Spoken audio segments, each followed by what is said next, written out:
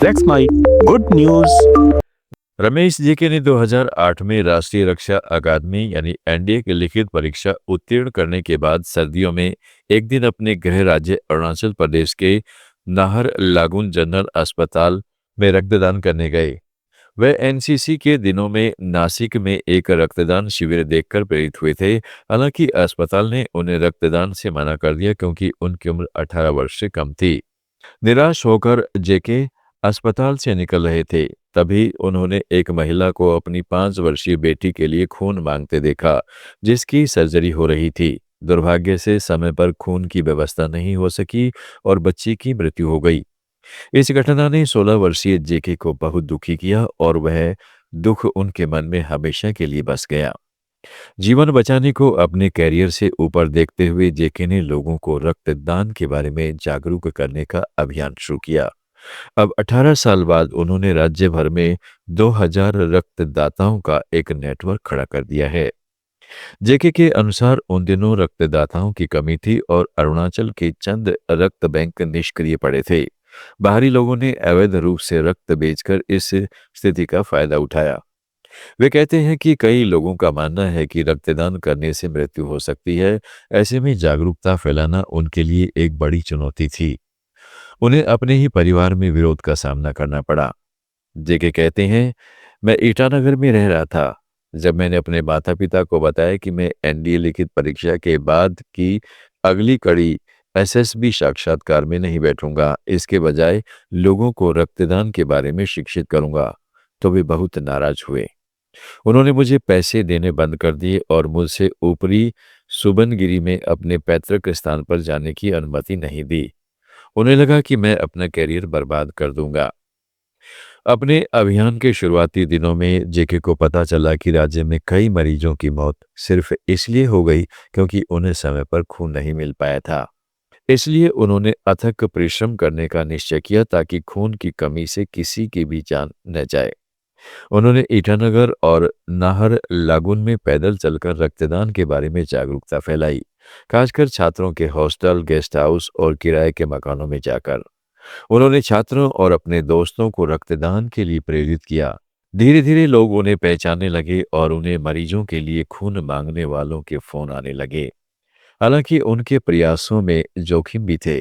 एक शाम नाहर लागून से करीब 12 किलोमीटर दूर ईटानगर जाते समय बदमाशों ने उन पर हमला कर दिया। जेके ने बताया, रास्ते में कुछ नशे में धुत लोगों ने मुझे रोक लिया। उन्होंने पैसे मांगे। जब मैंने मना किया तो उन्होंने मुझे पीटा और नाले में फेंक दिया। बाद में मेरी चीखें सुनकर एक ट्रक ड्राइवर ने मुझे बचाया। इस घटना के बाद भी उनका हौसला कम नहीं हुआ। तमाम मुश्किलों के बावजूद जेके ने अपना अभियान जारी रखा और अपने नेटवर्क में और लोगों को जोड़ा। 2014 में अरुणाचल प्रदेश के तत्कालीन स्वास्थ्य मंत्री कालिको पुल को सोशल मीडिया वीडियो के माध्यम से जेके के नेक कामों के बारे में पता चला और उनके प्रयासों की सराहना की। जेके बताते हैं, एक दिन मंत्री कालिको ने उन्हें फोन किया और एक स्कूटी भेंट की। साथ ही कहा कि मैं इसे अपने जागरूकता अभियान के दौरान इस्तेमाल करूं। मैंने उनसे अनुरोध किया कि वे सुनिश्चित करें कि राज्य के प्रत्येक जिला अस्पताल में एक रक्त बैंक हो। मैंने उन्हें बताया कि अक्सर मरीज खून की उपलब्धता वाले स्थानों तक लंबी दूरी तय करते समय मर जाते हैं, तो कुछ बरसात के मौसम में भूस्खलन में फंसकर भी मर जाते हैं। मैंने कुछ दूर दराज के जिलों के नाम बताए। उसके 1 महीने के भीतर ही उन जिलों में रक्त बैंक स्थापित करवा दिए। दोपहिया वाहन से जेके ने अरुणाचल प्रदेश में रक्तदान के प्रति जागरूकता फैलाने के लिए यात्रा की। आज प्रदेश के 26 जिलों में से 17 जिलों में रक्त बैंक हैं। जेके उस उपलब्धि को अपने अभियान को समर्पित करते हैं। उन्होंने अब तक 6000 से अधिक रक्तदान शिविर आयोजित किए हैं। अरुणाचल प्रदेश ने 100% स्वैच्छिक रक्तदान हासिल करके सार्वजनिक स्वास्थ्य के क्षेत्र में राष्ट्रीय स्तर पर एक मिसाल कायम की है और केंद्र सरकार से 2 बार राष्ट्रीय उत्कृष्टता पुरस्कार प्राप्त किया है। जेके ने दूरस्थ शिक्षा के माध्यम से स्नातक की डिग्री प्राप्त की। वे कहते हैं, यह पुरस्कार उस राज्य के लिए बहुत मायने रखता है जहां कभी रक्तदान करना अकल्पनीय था।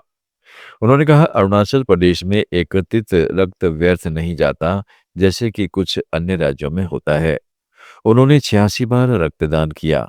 वैसे तो रक्तदान के बीच कम से कम 3 महीने का अंतर होना चाहिए, लेकिन चूंकि हमारे राज्य में रक्तदाताओं की संख्या कम थी और मांग अधिक थी, इसलिए मैंने रक्तदान जारी रखा और मुझे कभी कोई स्वास्थ्य समस्या नहीं हुई। रक्तदान अभियान के साथ साथ जेके ने हाल के वर्षों में एक और सामाजिक कार्य शुरू किया, लावारिस लाशों का अंतिम संस्कार। कुछ आदिवासी युवाओं को प्रेरित करके वे पुलिस द्वारा जांच पूरी होने के बाद लावारिस शवों का अंतिम संस्कार करते हैं। वे उन बुजुर्गों की चिकित्सकीय देखभाल भी करते हैं जिन्हें उनके बच्चे छोड़ देते हैं।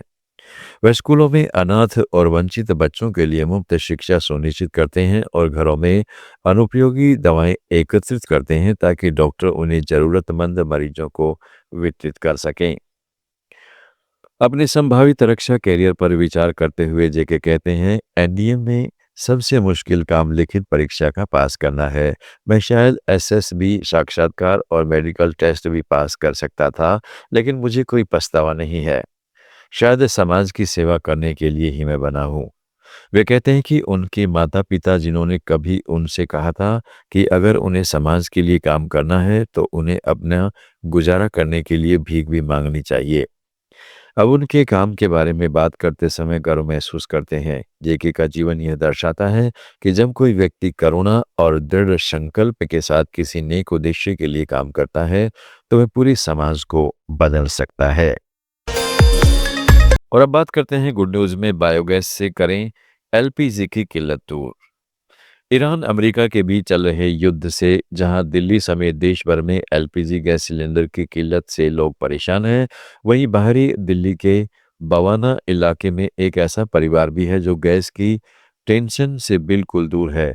इसे नए एलपीजी सिलेंडर की जरूरत होती है, नए चूल्हे के लिए लकड़ी की। दरअसल यह परिवार करीब 8 साल से बायोगैस के सहारे अपने घर का चूल्हा जला रहा है।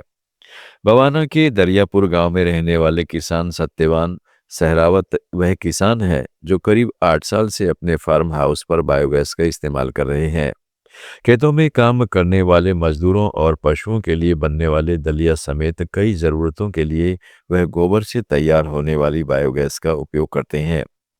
सत्यवान बताते हैं कि जब उन्होंने यह बायोगैस प्लांट लगाया था तब उनकी लागत करीब 45,000 रुपये आई थी।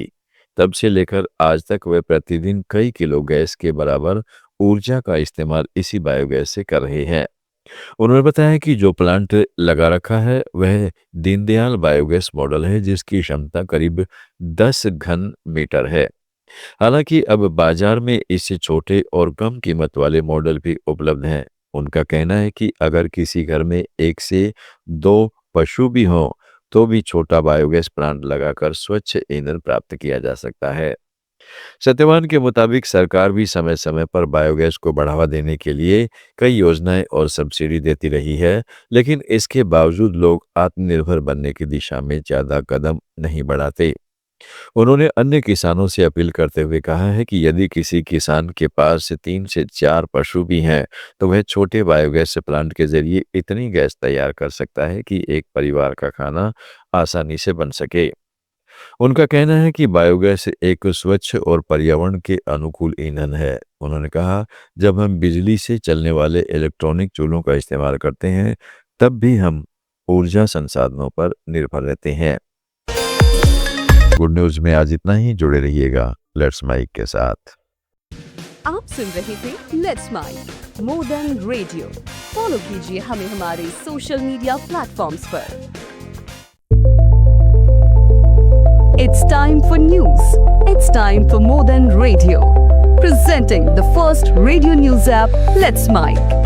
Let's Mic, a news-based app on your phone where you get to watch and listen news, talk shows, interviews, radio show podcasts.